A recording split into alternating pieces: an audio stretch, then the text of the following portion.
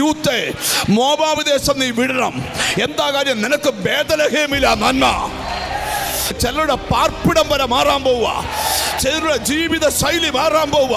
Ruth ഒറ്റയ്ക്ക് വരിക, മോവാബിന്ന് എവിടോട്ട് വരിക? യഹൂദയിലെ ബേത്ലഹേമിലോട്ട്.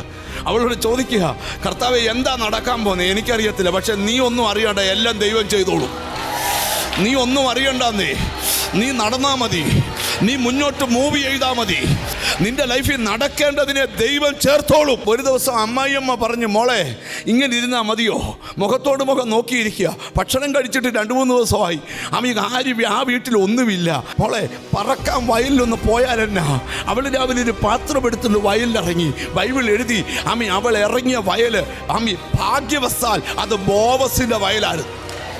നാട്ടുകാർക്ക് പക്ഷം തെറ്റും, പക്ഷെ ദൈവത്തിന് തെറ്റത്തില്ല. നിന്നെ കളിയാക്കിയവരുടെ മുമ്പിൽ ദൈവം നിനക്ക് ഒരുക്കാൻ പോവാ.